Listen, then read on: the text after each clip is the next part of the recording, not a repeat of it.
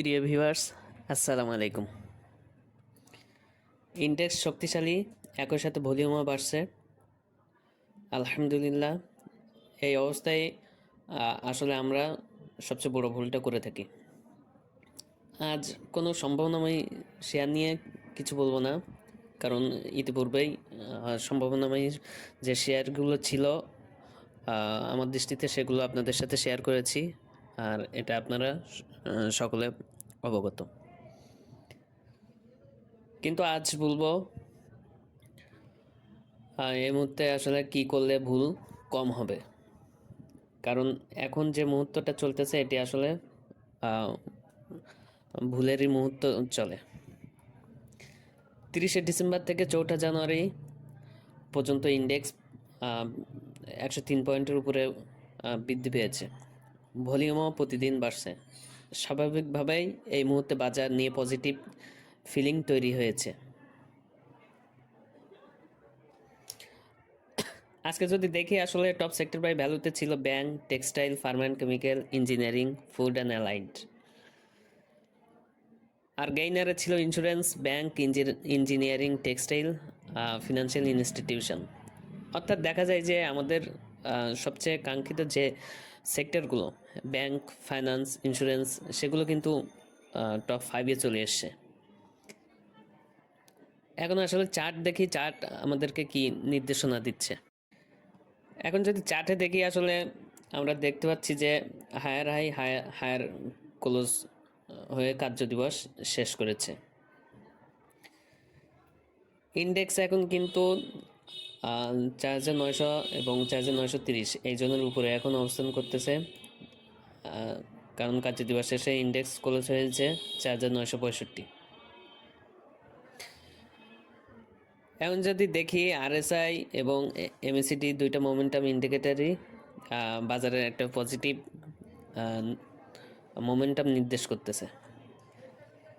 MACD bullish cross over হয়েছে, এটা স্পষ্ট দেখা যাচ্ছে, এবং আরএসআইও যে 50-এর উপরে, এটা আসলে মোমেন্টাম যে শক্তিশালী হচ্ছে এটি প্রমাণ করে।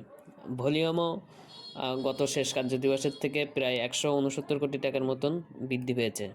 এদিক দিয়েও আলহামদুলিল্লাহ, আসলে সব দিক দিয়ে আমরা নতুন বছরের শুরুটা করেছি অত্যন্ত চমৎকারভাবে।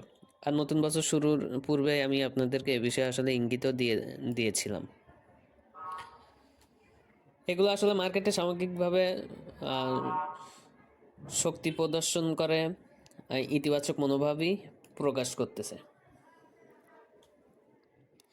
কিন্তু এখানেই একটা বিষয় আসলে পরিষ্কার রাখা দরকার। 4000, এই যে আগেই আমি আপনাদের সুবিধাতে এটা করে রেখেছি, 4990 থেকে 5000 এই জায়গাটা একটা স্ট্রং রেজিস্ট্যান্স জোন। এটি শুধু আসলে টেকনিক্যালি দিক দিয়ে না, সাইকোলজিক্যাল জোনও। এখানে আসলে স্বাভাবিকভাবে গত কয়েক কার্য দিবসের একটা প্রভাব পড়তে পারে এই 4990 থেকে 5000-এর ভিতরে, কারণ একটা সাপ্লাই আসতে পারে, এখানে আসতে পারে একটা প্রফিট বুকিং আসাটাই আসলে স্বাভাবিক। তাই বুলিশ মার্কেট মানে স্মুথ মার্কেট না, এই স্মুথ মার্কেট না, এই বিষয়টা আসলে আমাদের মাথায় রাখতে হবে, মনে রাখতে হবে। এই মুহূর্তে সবচেয়ে বড় ঝুঁকি হলো স্রোতে গা ভাসানো। আসলে আমাদেরকে এটা অবশ্যই বিবেচনায় রাখতে হবে যে শেয়ারগুলো আসলে 20 থেকে 30% বেড়ে গেছে, সেখানে আবেগে ঢুকে পড়ে সবচেয়ে এখন বড় ভুল হতে পারে, আমার ক্ষুদ্র জ্ঞানে যেটা আসলে মনে হয়। মার্কেট শক্তিশালী হলে ভুল সিদ্ধান্ত নিলে বুলিশ বাজারেই সবচেয়ে বেশি লস হয়। আর এখানে আসলে রেখেছি 4900 থেকে 4930, এটি হচ্ছে ইমিডিয়েট সাপোর্ট জোন। যতক্ষণ এই লেভেলটা ধরে রাখে, ডাউনসাইড রিস্ক আসলে আমাদের নিয়ন্ত্রণে আছে বলে মনে হয়। কিন্তু এই যে রেজিস্ট্যান্স আছে 4990 থেকে 5000, এটা ব্রেক না হওয়া পর্যন্ত ব্লাইন্ড অপটিমিজম ঠিক হবে বলে মনে হয় না। আর আপনার এটা অবশ্যই অবগত যে এই প্ল্যাটফর্ম থেকে আসলে শুধুমাত্র সম্ভাবনার কথা বলা হয়, রিস্ক অ্যাওয়ারনেস নিয়েই কথা বলা হয়। এখানে কোনো শেয়ার সেল বাই সিগন্যাল প্রদান করা হয় না, কোনো ধরনের কি বলে অতিরঞ্জিত রঞ্জিত কথা বলে আশা প্রদান করা হয় না। এখানে শুধু এই প্ল্যাটফর্মে শুধুমাত্র আপনার হচ্ছে যেটা সঠিক, যেটা আসলে আমার আপনার জন্য উপকারী, সেটি উপস্থাপন করা হয়। এখানে কোনো ধরনের বাইসেল বাইসেল সিগন্যাল প্রদান করা হয় না। আমার লক্ষ্য যেন আবেগে ভুল সিদ্ধান্ত আমি আপনি না নিই, কারণ আপনি ভালো থাকলে আলটিমেটলি আমিও ভালো থাকবো। এখানে ভিডিওটা যদি কাজে লাগে অবশ্যই চ্যানেলটি সাবস্ক্রাইব করবেন এবং শেয়ার দিয়ে আমাদের সহযাত্রী ভাই ও বন্ধুদেরকে দেখার সুযোগ করে দেবেন,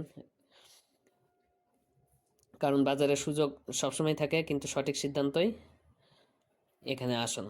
সিদ্ধান্তে ভুল হইলেই বুলিশ মার্কেটও আমাদের জন্য দুঃখের ফাঁদ হতে পারে। তো ভালো থাকবেন, সুস্থ থাকবেন এবং সবাই চ্যানেলটি সাবস্ক্রাইব করবেন, লাইক শেয়ার কমেন্ট করে চ্যানেল কার্যক্রম চালিয়ে যেতে উৎসাহিত করবেন। ধন্যবাদ। আসসালামু আলাইকুম।